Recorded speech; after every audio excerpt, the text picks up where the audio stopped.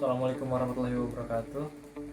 Perkenalkan, nama saya Denny Dutama dengan NIM 10317711041. Di sini saya akan menjelaskan tentang presentasi apa yang telah saya buat, yaitu program reklamasi PT Dwi Tama Abadi mengenai reklamasi bahan galian tambang bauksit.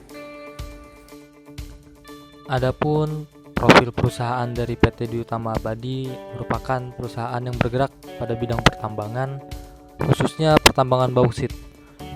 PT Dwi Tama Abadi merupakan perusahaan pertambangan penanaman modal dalam negeri atau PMDN yang berdasarkan keputusan Bupati Karimun nomor 2734/KPTS/18/9/2018 tanggal 31 Desember 2017 telah memiliki izin usaha pertambangan operasi produksi seluas 298 ha yang terletak di Pasir Panjang, Meral, Kabupaten Karimun, Kepulauan Riau. Identitas perusahaan dari PT Dwi Tama Abadi yang pertama adalah dengan nama pemrakarsa yaitu Denny Dutama, kemudian nama perusahaan yaitu PT Dwi Tama Abadi dengan alamat perusahaan yang terletak pada Pasir Panjang, Meral, Kabupaten Karimun, Kepulauan Riau dengan nomor telepon 0777 235776 dengan nomor faksimili 0777 25753 dengan email ptdwiutamaabadi@gmail.com dan status permodalan yaitu PMDN, dan direktur utama dari PT Dwi Tama Abadi yaitu Insinyur Nawiri STMT.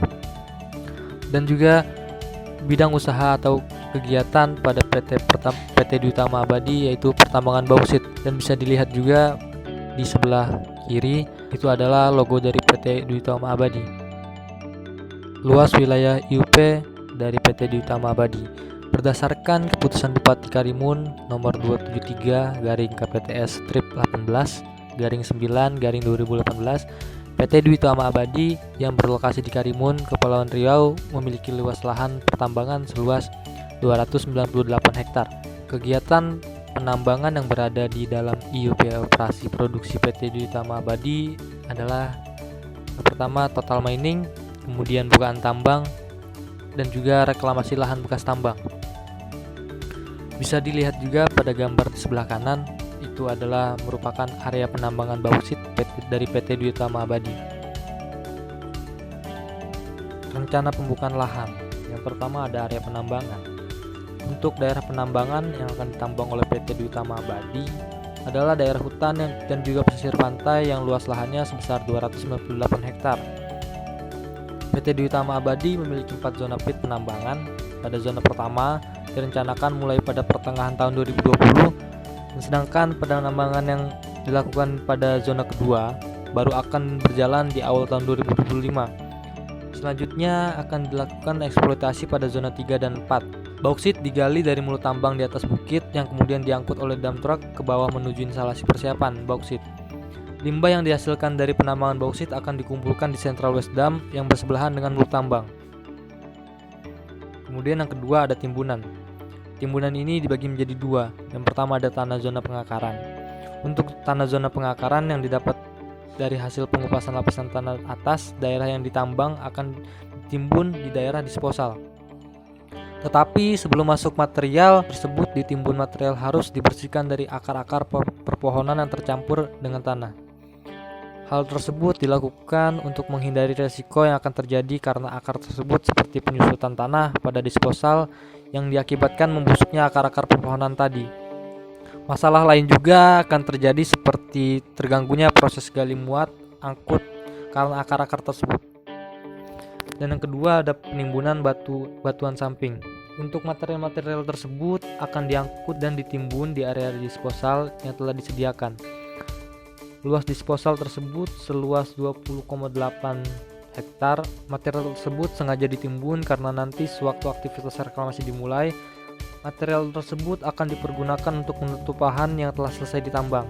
Oleh karena itu, penimbunan material ini sangat diperhatikan supaya nanti sewaktu aktivitas reklamasi tidak memerlukan biaya tambahan dan aktivitas yang merepotkan pihak yang bertanggung jawab reklamasi.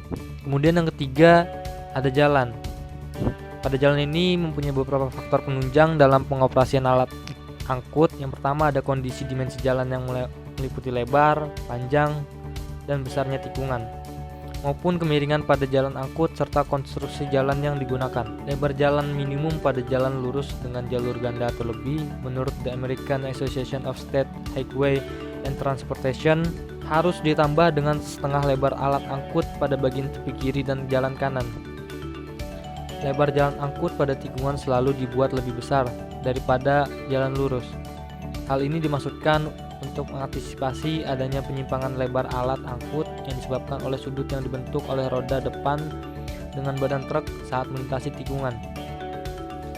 Grade jalan angkut pada lokasi penambangan berhubungan langsung dengan kemampuan alat angkut dalam mengatasi tanjakan. Dan yang terakhir ada kolom sedimen. Air limbah dalam kegiatan penambangan pada umumnya banyak mengandung padatan terlarut yang dapat menyebabkan degradasi kualitas lingkungan.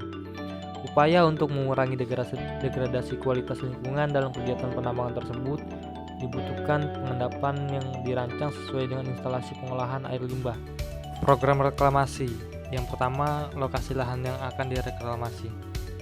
Yang dimaksud di mana lokasi yang sudah tidak ditambang lagi akan masuk pada rancangan reklamasi. Yang kedua ada teknik dan peralatan yang digunakan dalam reklamasi.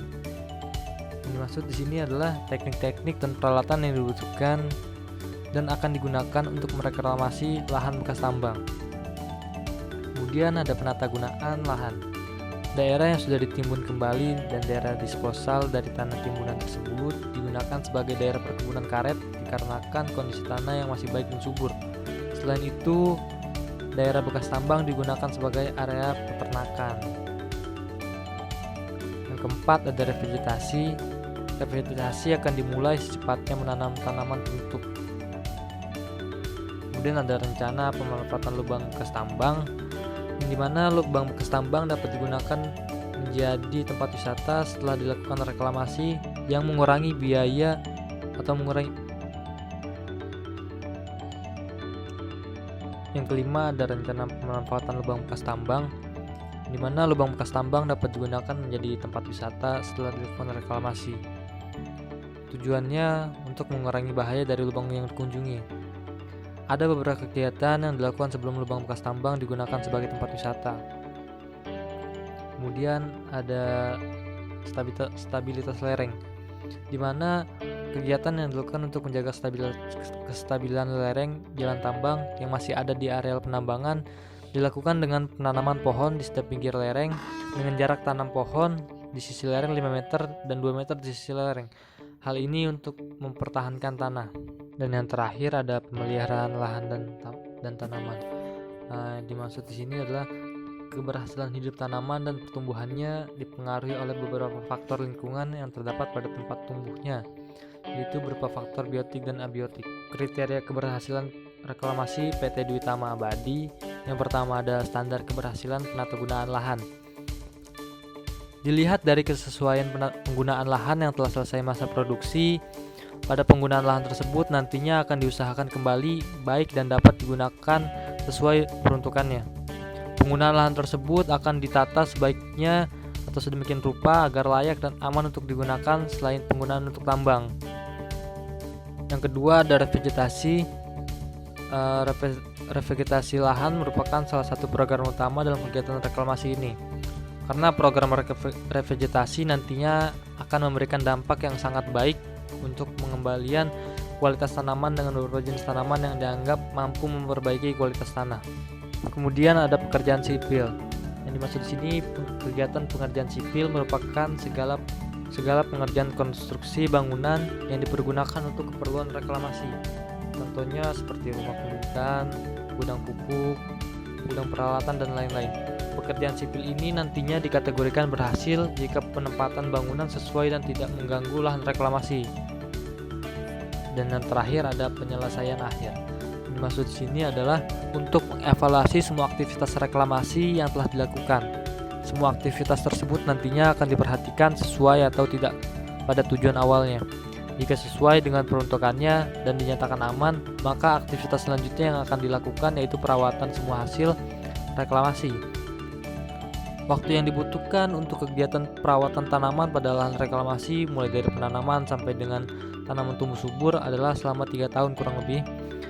Dan pada tahun ketiga dan keempat dijadikan masa pengamatan untuk melihat jika tanaman yang telah tumbuh sudah layak atau belum layak. Dan yang terakhir adalah perhitungan biaya. Pada perhitungan biaya ini dibagi menjadi dua, yaitu perhitungan biaya langsung dan tidak langsung. Untuk perhitungan biaya tersebut dapat dilihat pada tabel di gambar ini, yaitu untuk perhitungan biaya langsung dan tidak langsung. Sekian presentasi saya, kurang lebihnya mohon maaf. Saya akhiri. Wassalamualaikum warahmatullahi wabarakatuh.